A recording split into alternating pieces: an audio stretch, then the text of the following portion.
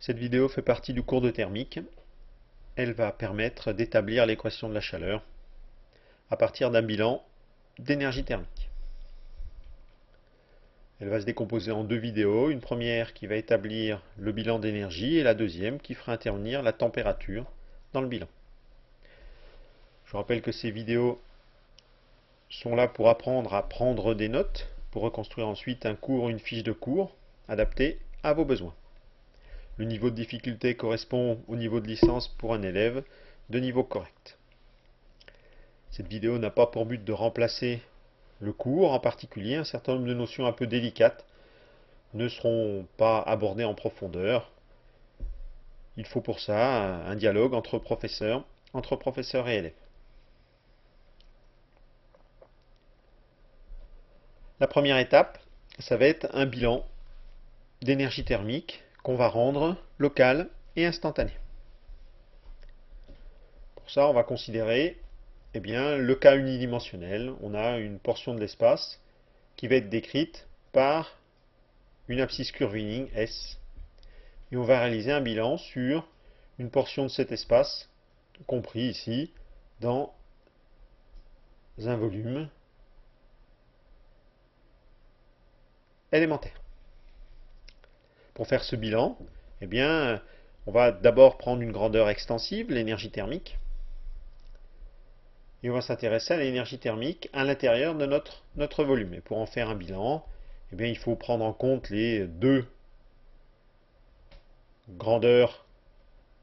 types de grandeurs intervenant dans le bilan, à savoir les grandeurs transférées, donc l'énergie thermique transférée et la chaleur transférée, qu'on va orienter dans le sens de l'abscisse curviligne.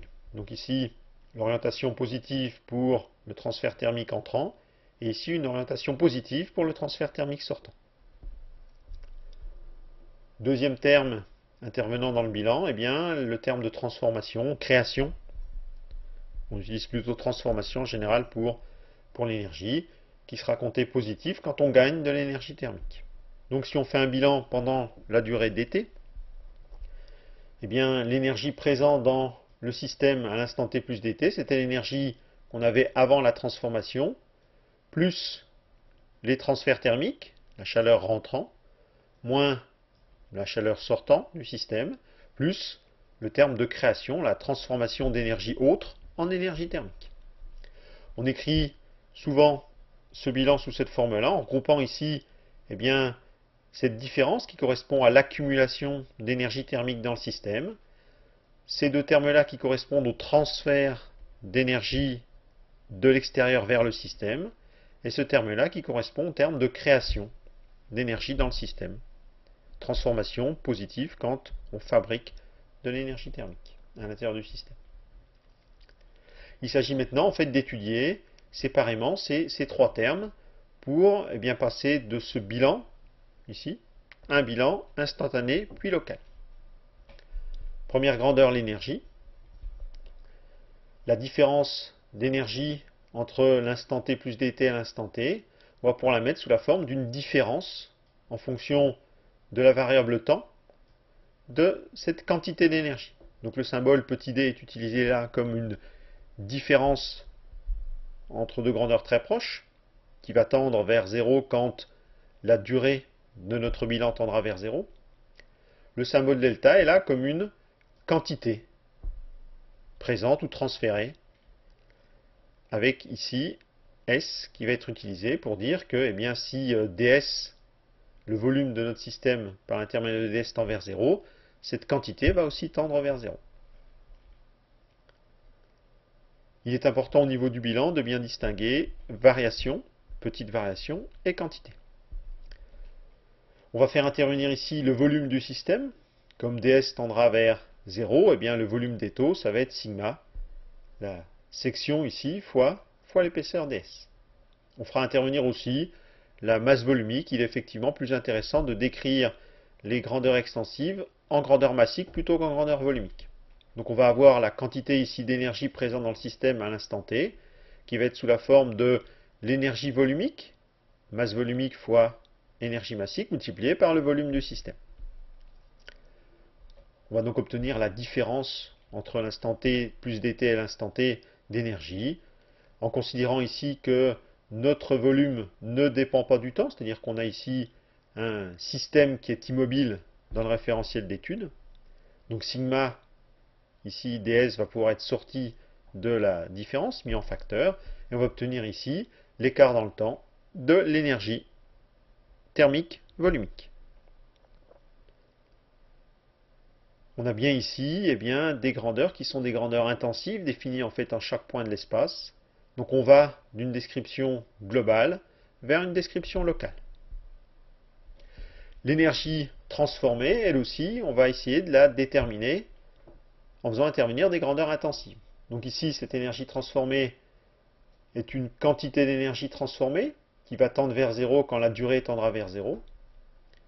Et cette quantité va aussi tendre vers 0 quand le volume total de notre système tendra vers 0, c'est-à-dire quand ds tendra vers 0. Ce n'est pas une différence, c'est vraiment à chaque fois une quantité d'énergie transformée. Donc on utilise ici le symbole delta. On va faire intervenir la puissance transformée dans le volume pour passer d'une grandeur ici entre deux instants à une grandeur instantanée. Et on va faire aussi intervenir l'énergie transformée par unité de volume et par unité de temps pour passer, là encore, d'une description globale à une description locale. Donc cette énergie, cette puissance transformée par unité de volume et par unité de temps peut être définie en fait en chaque point de l'espace. Donc on va obtenir pour notre énergie transformée une puissance volumique multipliée par le volume du système et la durée du bilan. Donc là encore, passage d'une grandeur globale à une grandeur locale.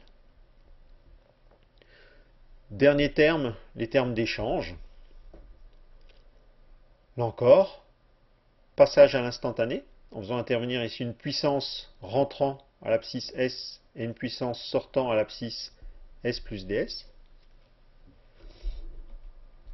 Et notre différence d'énergie dans l'espace va se traduire par une différence de puissance.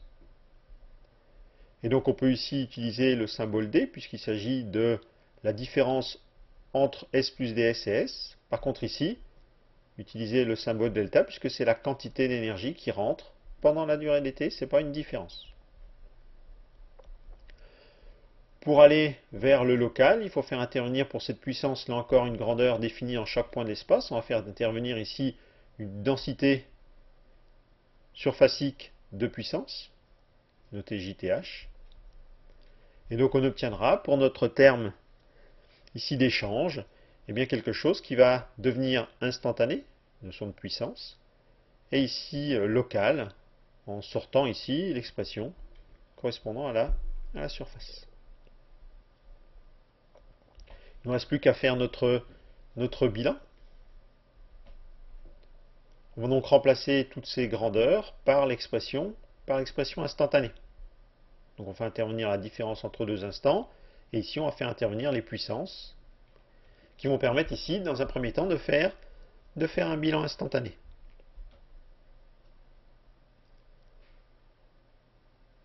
En divisant par dt et en faisant tendre dt vers 0, on obtient ici la dérivée de l'énergie volumique thermique par rapport à la température,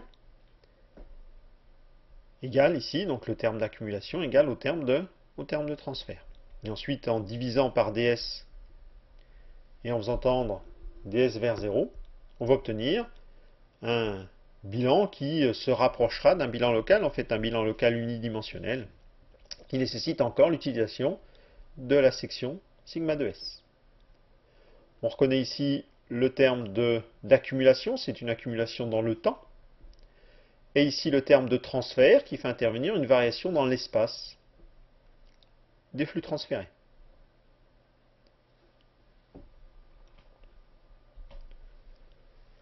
Pour bien voir l'aspect local, on peut éventuellement développer ici la dérivée de ce produit, même si cette équation-là est en général beaucoup plus intéressante que la suivante. On voit bien ici effectivement apparaître en exprimant la dérivée du produit et en divisant par la surface sigma. On voit apparaître le terme d'accumulation qui devient un terme purement local, faisant intervenir des grandeurs intensives. Le terme de transformation aussi. Pour le terme de transfert, c'est un peu plus difficile à voir, mais on a bien ici quelque chose qui ne fait plus intervenir la surface sigma.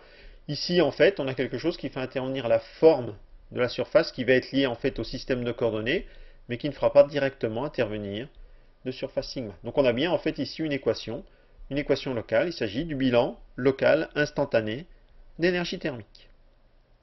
Nous allons voir dans une deuxième vidéo comment faire intervenir la température.